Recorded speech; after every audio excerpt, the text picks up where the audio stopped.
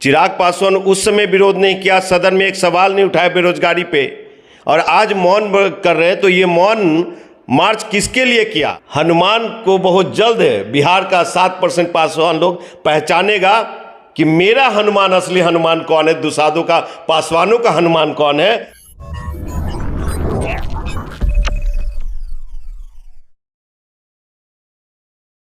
नमस्कार, आप देख रहे हैं ब्रेकिंग बिहार। अभी हमारे साथ हैं युवा बिहार सेना के राष्ट्रीय अध्यक्ष और हाजीपुर के पूर्व प्रत्याशी इंजीनियर राजकुमार पासवान। इनसे जानेंगे जिस प्रकार से इन दिनों अग्निपथ को लेकर के पूरे देश में, खास करके बिहार में बवाल मचा हुआ है। और बिहार सबसे ज़्यादा सुर्खियों में इसलिए है कि यहाँ पर ट्रेनें जो है वो दिन के लिए पूरी रद्द कर दी गई हैं। रात में 8 से सुबह 8 बजे तक ही ट्रेनें चल रही हैं और उसमें भी पासिंग ट्रेनें हैं। इस विषय पर इंजीनियर राजकुमार पासवान क्या कहते हैं? पासवान जी, क्या हो रहा है ये? देखिए, इस संदर्भ में मैं इतना ही कहना चाहूँगा कि देश के सम्मानीय प्रधानमंत्री महोदय वो अंग्रेजी हुकूमत जो चलाना चाहते हैं वो इस देश में नहीं चलेगा। युवाओं ने बर्दाश्त किया उनका डिमोनेटाइजेशन, युवाओं ने बर्दाश्त किया बेरोजगारी, युवाओं ने बर्दाश्त किया उनकी हर एक योजना को, लेकिन जनहित में योजना क्यों नहीं? सिर्फ राम मंदिर, हिंदू मुस्लिम और ये मंदिर और मस्जिद की पूजा करने से थोड़ी ना देश चलेगा। हर एक देश के युवा नौजवानों को हर एक हाथ को रोजगार चाहिए, लेकिन पासवान जी, बीजेपी के नेताओं का नाम है कि इस योजना को युवा समझ नहीं रहे हैं, ये योजना उनके लाभ के लिए लाई गई। देखिए, 2014 में 2 करोड़ नौकरी देने की जो बात कही गई थी, मैं जी न्यूज पे लाइव था, उसमें जी अड्डा में उन्होंने कहा, ये सुधीर चौधरी जी से अमित शाह साहब ने कहा कि ये तो चुनावी जुमला था।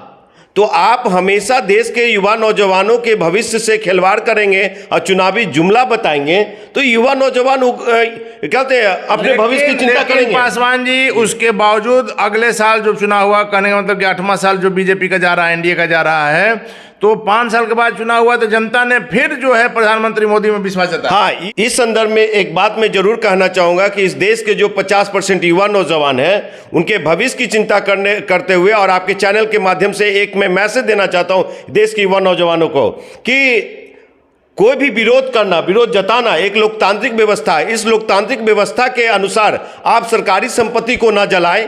सरकारी संपत्ति भी हमारी संपत्ति है। आप विरोध कीजिए, लेकिन एक ढंग से। हाँ, ये लोकतांत्रिक व्यवस्था से ढंग से कीजिए, उस तरीके से कीजिए, क्योंकि जब आपका समय आता है लोकतांत्रिक व्यवस्था से, भारत के संविधान से के अनुसार आपका अधिकार जो है भारत के संविधान में और वोटिंग राइट से, तो आप 5 साल बाद चले कहाँ जाते हैं? फिर समय आ रहा है डेढ़ साल बाद, 2 साल बाद, आप उसमें क्या मोदी को उतार दो ना भाई।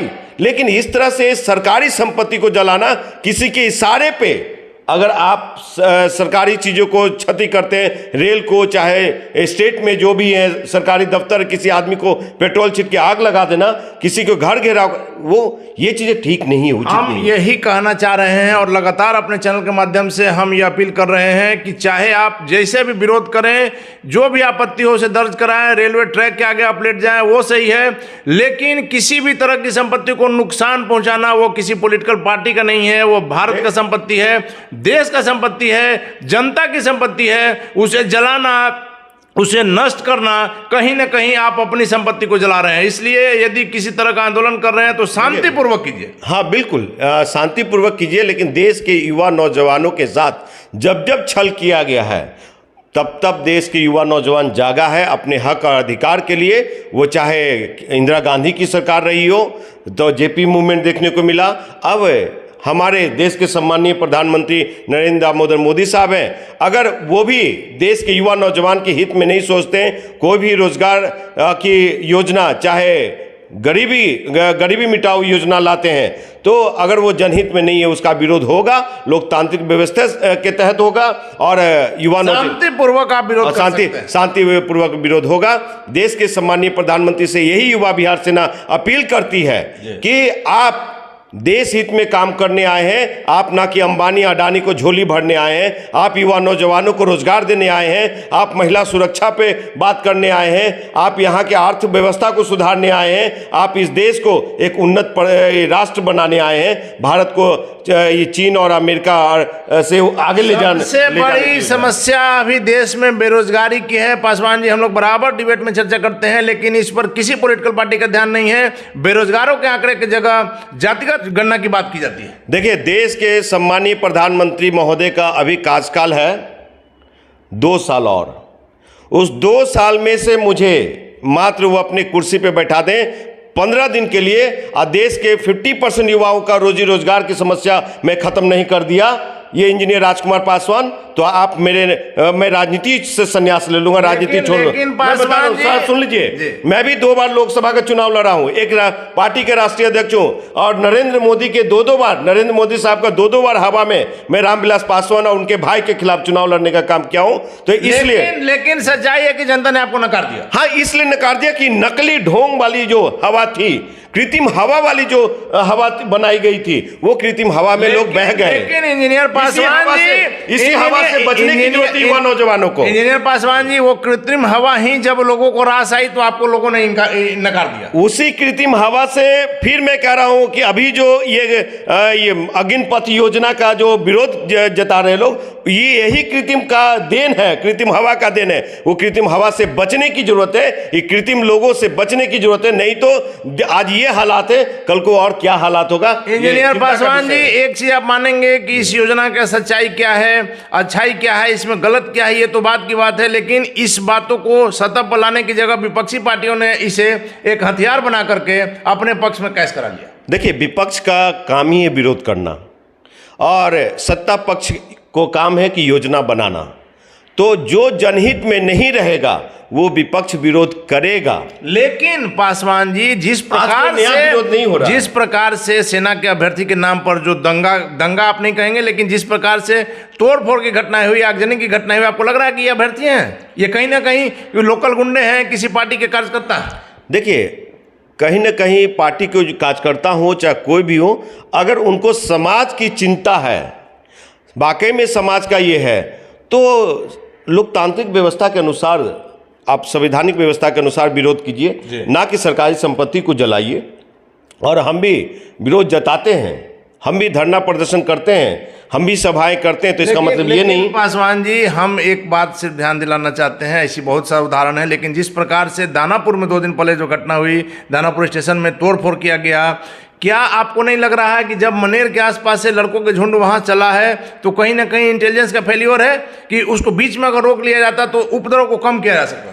देखिए, इंटेलिजेंस की फेल्योर तो है ही, क्योंकि सरकार अभी बिहार में एनडीए की सरकार है, तो और गृह मंत्रालय भी एनडीए के खेमे में ही है, 2 डिप्टी सीएम है, तो उनका इंटेलिजेंस क्या कर रही है? तो यहाँ पे कानून व्यवस्था नेता के इशारे पे चलता है, तो यहाँ के इंटेलिजेंस तो सोएंगे।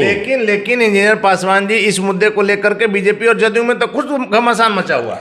देखिए, जदयू बीजेपी में जब घमासान है, तो काहे नहीं बीजेपी चाहे जदयू नीतीश की पार्टी अलग हो जाती है, आप तोड़ करके बाहर निकल जाइए भाई। लेकिन कुछ तो मजबूरियां हैं जिसके कारण, मजबूरियां यही है कि सत्ता सबको चाहिए, कुर्सी सबको चाहिए, और बिहार के सम्मानीय मुख्यमंत्री महोदय कुर्सी कुमार है, तो उनको कुर्सी तो बहुत। हमने इस संदर्भ में इस बातों को कहा, आपने सुना होगा जदयू के राष्ट्रीय अध्यक्ष, जदयू के संसदीय बोर्ड के अध्यक्ष का बयान जो बीजेपी के प्रदेश अध्यक्ष को लेकर आया है, इसमें हमें नहीं लगता है कि बिहार एनडीए में सब कुछ ठीक चल रहा है।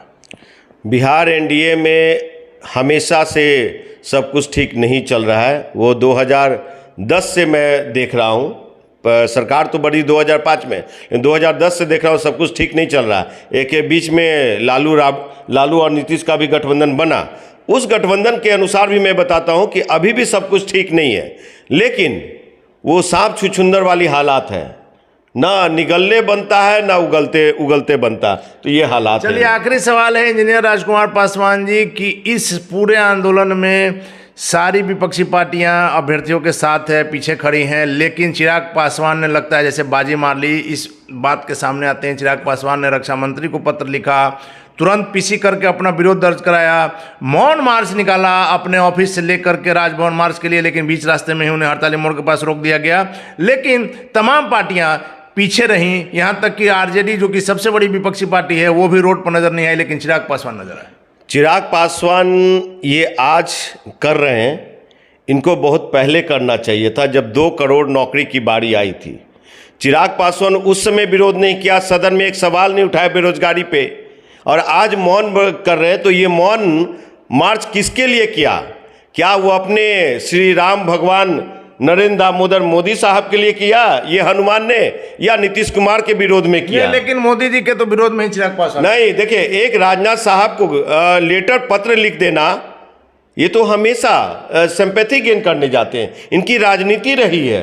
वो जाकर के सदन में सवाल नहीं उठाते, लोकसभा में हैं 8 साल से, वो बात नहीं करते, लेकिन ये सिर्फ सिंपैथी गेन करते कि देखिए हमने लेटर लिख दिया, हमने फोन पे बात कर लिया, वो नहीं। लेकिन इंजीनियर साहब, आखिरी सवाल हमने कहा था, लेकिन यह सही में आखिरी सवाल है। ऐसी बातें आ रही हैं कि स्वर्गीय रामविलास पासवान के निधन के बाद आप अपने आप को पासवानों का नेता बनाने के लिए जद्दोजहद कर रहे हैं, और हर बात पर चिराग पासवान का विरोध इसी को दर्शाता है। समय का इंतजार कीजिए, हनुमान को बहुत जल्द बिहार का 7% पासवान लोग पहचानेगा कि मेरा हनुमान असली हनुमान कौन है, दुसाधु का, पासवानों का हनुमान कौन है, और नकली हनुमान कौन है। ये दूध का दूध पानी का पानी होने जा रहा है, और वो चल रहा है। चलिए, धन्यवाद आपका। तो ये थे हमारे साथ हाजीपुर के पूर्व प्रत्याशी युवा बिहार सेना के राष्ट्रीय अध्यक्ष इंजीनियर राजकुमार पासवान, जिनका साफ तौर पर का नाम है कि पासवान के नेता के रूप में ये स्थापित होने जा रहे हैं, और ये वक्त बताएगा। लगातार चिराग पासवान का विरोध करना और स्वर्गीय रामविलास पासवान की जगह लेने के लिए इंजीनियर राजकुमार पासवान